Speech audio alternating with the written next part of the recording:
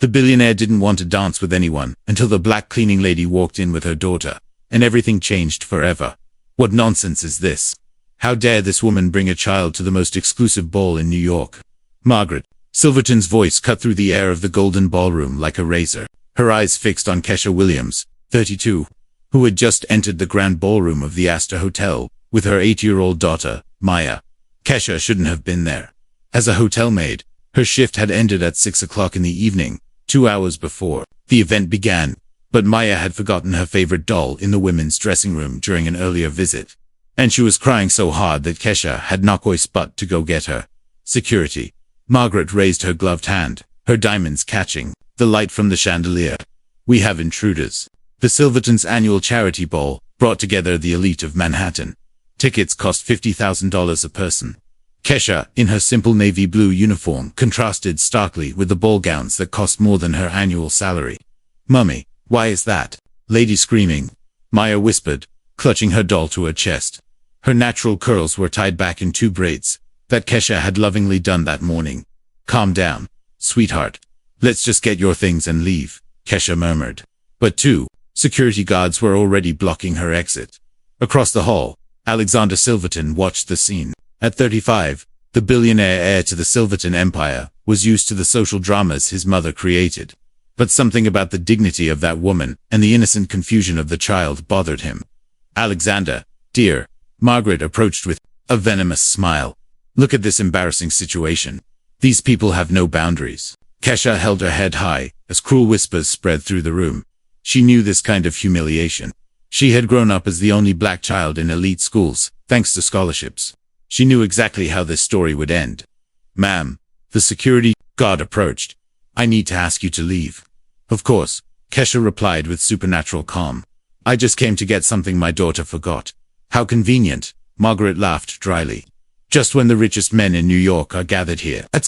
When Maya, with the brutal honesty of an 8-year-old, looked directly at Margaret and asked, why are you so mean to my mum? She works really hard to take care of me. The silence that followed was deafening. Margaret paid. Alexander watched Kesha kneel down to her daughter's level, whispering something that made her smile. There was a natural grace in that movement, an elegance that no amount of money could buy. Do you guys know how to dance? Maya asked innocently to the room. In general, my mum dances beautifully. She taught me classical ballet by watching videos on YouTube. Alexander found himself walking toward them before he even realized it. Margaret tried to hold him back by his arm, but he ignored her completely. May I have this dance? He asked Kesha, extending his hand. The entire room froze. People from high society were in absolute shock. The most coveted billionaire in Manhattan was asking the black cleaning lady to dance. Kesha looked at his outstretched hand as if it were a trap. But Maya whispered, go, Mom. Show them how beautifully you dance. And that's when something extraordinary happened. Kesha accepted Alexander's hand. And the moment the music started, she revealed a classical dance technique that left everyone speechless. She moved like a professional ballerina with an elegance that made Margaret realize she had completely underestimated the person she was trying to humiliate. But what no one in the ballroom knew was that this dance was just the first step in something much bigger that was about to change the world of these privileged people forever. If you're wondering how a cleaning lady developed such refined, classical dance techniques, and why Alexander risked his social reputation for a complete stranger, be sure to subscribe to the channel because this story of prejudice and overcoming adversity is just beginning. The music stopped, but the echo of the perfect dance still reverberated through the hall. Kesha had moved with such impeccable classical technique that even the professional musicians in the orchestra were speechless. When she and Alexander parted, 200 people remained in absolute silence. Impossible, Margaret whispered, but loud enough to be heard. Where would a person like her learn to dance like that? Maya ran to her mother, beaming. Mom, everyone saw how amazing you are. Kesha hugged her daughter, but her eyes remained fixed on Margaret. There was something in the Silverton matriarch's expression that she recognized immediately. The same look that had destroyed her dreams 15 years ago. Alexander, Margaret pulled her son away. I need to talk to you now. But Alexander couldn't take his eyes off Kesha. You danced like a professional. Where did you study? The question hit Kesha like a shot. For a moment, the memories threatened to overwhelm her. A long time ago, she replied simply. A long time ago. Margaret stepped closer. her eyes narrowing like a predator's because I'm sure it would have been impossible for someone in your position to have access to classical ballet training. It was then that Victor Hartwell, renowned dance critic for the New York Times, approached the group. He had watched the performance with growing disbelief. "Excuse me," he said, studying Kesha's face intently. "But that technique, I recognize that style. It's from the Royal Ballet School. I only know one person who danced exactly like that." Kesha's blood ran cold. She grabbed Maya's hand. "We have to go." "Wait," Victor continued, ignoring her obvious discomfort. "You wouldn't be no. Impossible. Kesha Richardson died in a car accident 15 years ago." The name hit the room like a bomb. Margaret paled visibly. Alexander frowned, confused, but some of the older people began to whisper among themselves. Kesha Richardson, an elderly woman, approached the prodigy, who was going to be the first black principal ballerina at the Metropolitan Opera House. Maya looked at her mother, confused. "Mom, why are they talking about a dead person?" Kesha took a deep breath. 15 years running from her past. 15 years hiding behind a new last name. 15 years believing she had escaped. But the past had a cruel way of resurfacing at the most unexpected moments. Because Margaret said, in a cold voice of realization, her mother is not who she says she is. The truth was that Kesha Richardson had been the sensation of New York ballet. At 17, she had been accepted into the Royal Ballet School with a full scholarship. At 20, she was being groomed to become the first black principal dancer in the history of the Metropolitan. Her future was golden, promising, and inevitable, until the night Margaret Silverton showed up in her dressing room. "You have talent," Margaret had said that distant night. "But talent isn't enough. This world has rules, and one of them is that certain doors don't open for certain people." Kesha had laughed in her face. "My talent speaks louder than your prejudices." "Well, we'll see," Margaret had replied with a cold smile. A week later, fake intimate photos of Kesha circulated in the media. Accusations of drug involvement came out of nowhere. Sponsors withdrew. The Metropolitan terminated her contract. Within a month, Kesha Richardson was ruined, humiliated, and banned from the world of dance. She had disappeared, taken the surname Williams, and sworn never to set foot on a stage again. She worked as a cleaning lady, a waitress, or anything to survive and raise Maya on her own. "So," Margaret said now, her voice laden with venom disguised as sweetness, "the famous Kesha Richardson. What a coincidence that you should show up here at the ball of the family that helped you so much in the past." Alexander looked between the two women, sensing a tension he didn't fully understand. "Mom, what are you talking about?" "I'm talking about justice delayed." Margaret smiled. "Your new friend isn't just a cleaning lady. She's a professional liar, cheated the dance world 15 years ago." Maya squeezed her mother's hand. "Mom, are you okay?" Kesha looked at her daughter, then at Margaret, and finally at Alexander. She had spent 15 years believing she was a victim, but standing in that ballroom, surrounded by the same predators who had destroyed her first life, she realized something that would change everything. She was no longer the naive 20-year-old girl who had been taken by surprise. She was a 32-year-old, the woman who had survived everything they had tried to do to her. And this time, she would not be caught off guard.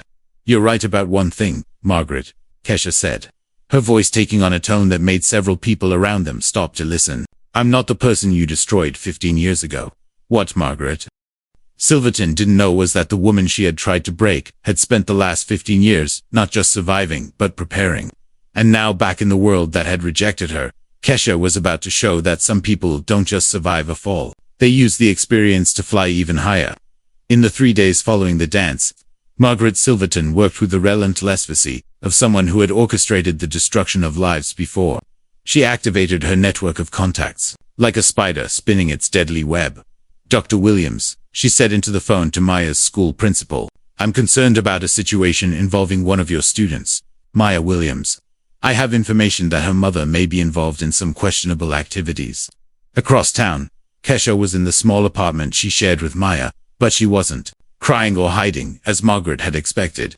She sat at the kitchen table with icy determination, doing something she had sworn never to do again.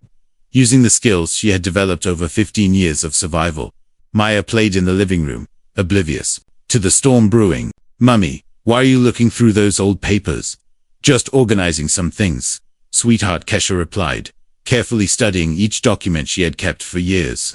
Birth certificates, proof of residence, but mostly detailed medical records and photographs with date stamps that told a very different story from the one Margaret had spread 15 years ago. The phone rang. It was Dr. Patricia Chen, assistant principal at Maya's school. "Mrs. Williams, I need to talk to you about a concern that has been brought to our attention. Some influential parents are questioning whether Maya should continue at our institution, considering certain allegations about her past." Kesha took a deep breath. 15 years ago, a call like this would have destroyed her. Now, she just smiled coldly. "Dr. Chen, I understand completely. How about we schedule a meeting? I have some information that may clarify these allegations." After hanging up, Kesha pulled out a yellowed business card she had kept in a drawer for years. David Kumar, private investigator and reputation recovery specialist. He had given her that card 5 years ago, when he discovered by chance that she was the famous missing Kesha Richardson. David had been an investigative journalist before becoming a private detective. He specialized in cases where powerful people used their influence to destroy innocent lives. When he met Kesha, he offered his help free of charge, but she had refused, not yet ready to face the past. "David," she said when he answered, "it's Kesha Richardson. I think it's time to accept your help." 2 hours later, David was sitting in Kaz's kitchen, his eyes shining with the excitement of someone who was finally going to see justice done. "Kesha, I never stopped investigating your case," he said, opening a thick folder. "Margaret Silverton didn't just destroy you. I found at least 6 other talented women who had their careers ruined by the same woman over the last 20 years. He spread photographs and documents across the table. A classical pianist, an opera soprano, 2 stage actresses, a sculptor, and a writer. All black or Latina. All with promising careers. All destroyed by the same pattern. Fake photos, planted accusations, sponsors pressured. Maya approached the table, curious. "Mom, what are those photos?" "These are stories of brave people, my love," Kesha replied, hugging her daughter. "People who have been hurt but who may one day see justice done." David continued. "But here's the interesting part. Margaret doesn't act alone. She uses a public relations firm that specializes in social crisis management. Basically, they plant false stories and destroy people who threaten the established order." Kesha studied the documents with the same intensity she used to analyze complex musical scores. "And you have proof of this?" "I have financial trails, leaked emails, and recordings of some conversations. But I need something more. I need her to expose herself completely." It was then that Kesha smiled for the first time in days, not a smile of joy, but the icy smile of someone who finally sees the whole picture. "David, what if I told you that Margaret Silverton is going to try to destroy me again in the next few days? What if I told you that this time, instead of running away, I'm going to let her get very close to success? That would be dangerous if she manages to plant a convincing story." "She won't," Kesha interrupted, her voice filled with a confidence that surprised even her. "Because this time, I'm not the 20-year-old girl who believed that talent was enough. Now I know exactly how she operates." David frowned. "What do you have in mind?" Kesha took out her phone and showed him a WhatsApp conversation. "Margaret believes I'm just a scared cleaning lady. She has no idea that for the past 15 years, I wasn't just surviving, I was studying." The conversation showed messages from a group of former employees of the Astor Hotel where Kesha worked. But they weren't just cleaning ladies. There were waiters, security guards, receptionists, and drivers. Invisible people who saw everything and knew all the secrets of the wealthy guests. "Do you know what the advantage of being invisible to people like Margaret is?" Kesha asked, rhetorically. "They do everything in front of you, thinking you don't exist. For 15 years, I cleaned offices, emptied trash cans, and organized documents that these people left lying around carelessly." David began to understand. "You collected information. I documented everything. Every suspicious conversation I overheard. Every compromising document I saw. Every email they printed out and threw away without shredding it. Margaret Silverton thinks she's hunting easy prey." Kesha stood up and went to a closet, from which she removed an old shoebox. Inside were flash drives, photographs, printed documents, and even recordings on a small digital recorder.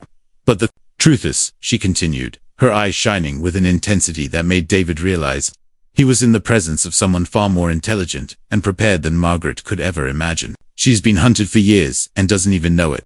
Maya watched her mother with growing admiration. "Mom, are you like a secret detective? Something like that, sweetheart."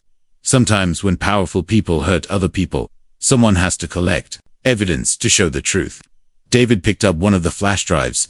Kesha, if this is what I think it is, it's exactly what you think it is. Margaret Silverton is about to discover that underestimating a woman who survived 15 years of forced invisibility was the biggest mistake of her life. What Margaret didn't know was that her next victim had spent the last decade and a half not just hiding but preparing for the day when she would have enough courage to fight back. And when someone who has been underestimated for so long finally decides to show her true colors, the fall of the powerful is not only inevitable, it's spectacular. The next morning, Margaret Silverton woke up with a sense of impending victory. She had spent the night coordinating the final blow against Kesha, a story planted in New York's leading newspaper, alleging that the fake ballerina was emotionally exploiting a naive billionaire to get money. Alexander will see what a manipulative woman she is, she muttered to herself, dialing the reporter she had bribed. But when the phone rang, the voice on the other end was tense. M. Verton, we have a problem. Someone leaked information about our agreement. And there's something else. Compromising documents about other women.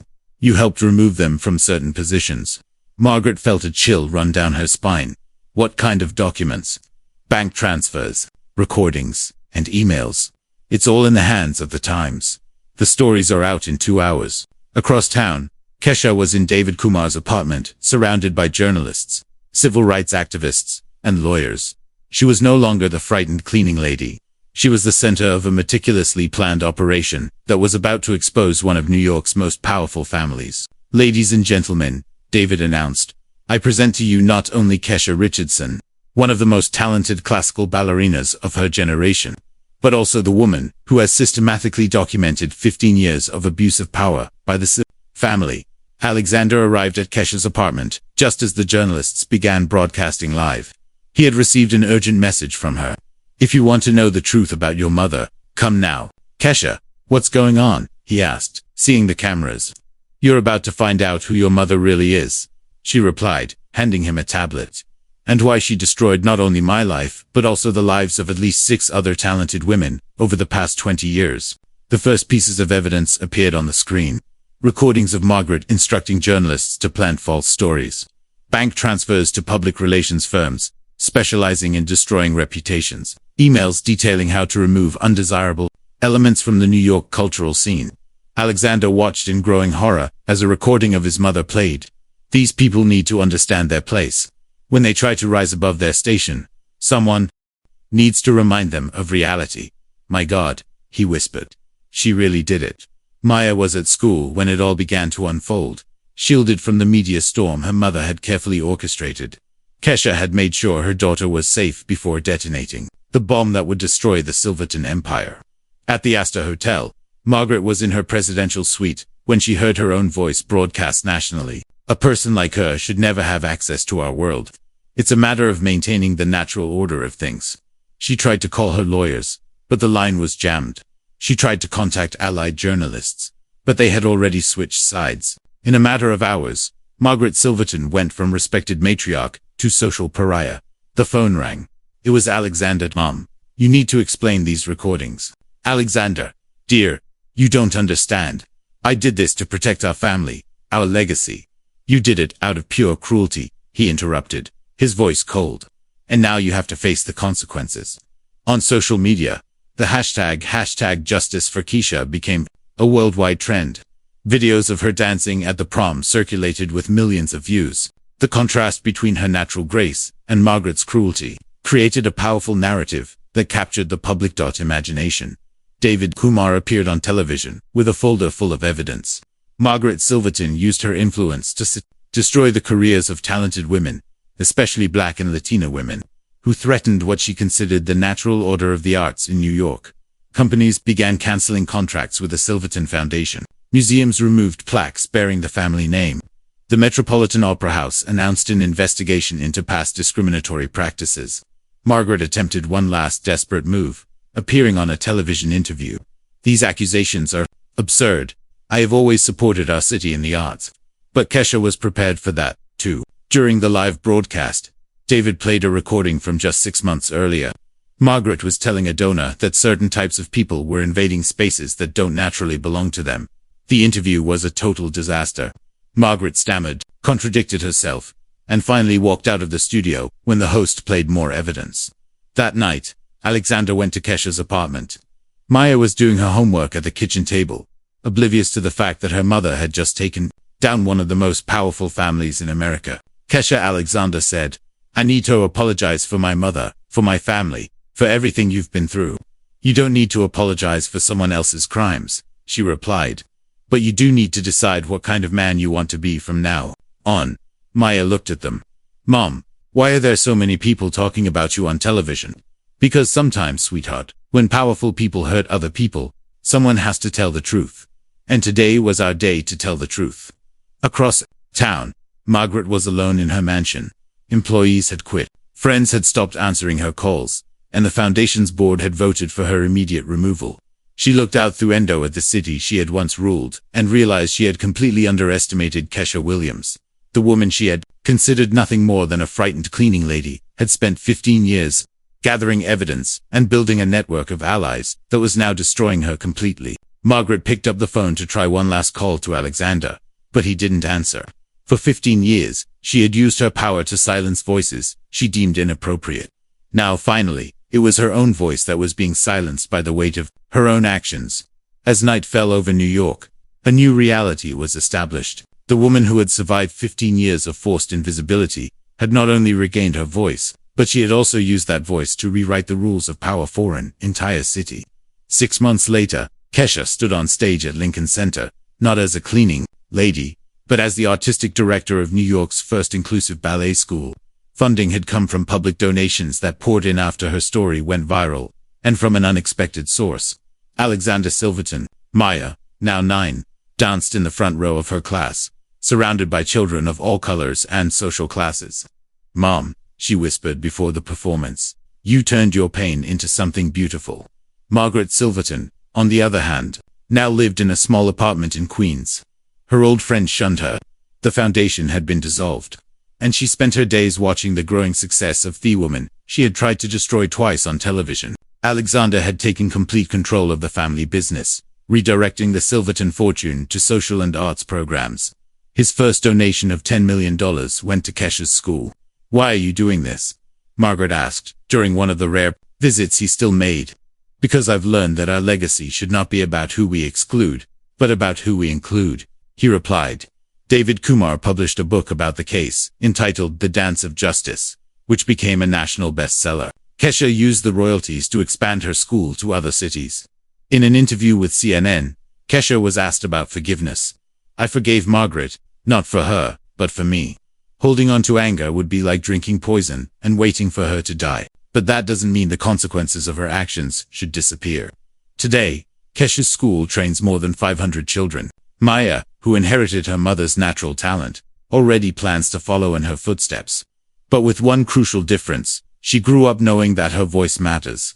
Margaret made one last attempt at redemption by showing up at the school during a performance. Maya saw her in the audience and, with the wisdom of a child who grew up hearing about justice, whispered to her mother, "I think she finally understands." "Understand what, sweetheart?" "That talent has no color, and that trying to dim someone else's light only leaves you in the dark." Kesha smiled, hugging her daughter.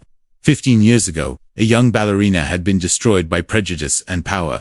But from that destruction, something more powerful was born. A woman who turned her pain into purpose, and her humiliation into inspiration. True revenge wasn't destroying Margaret Silverton. It was building a future where other children like Maya would never have to go through what Kesha did.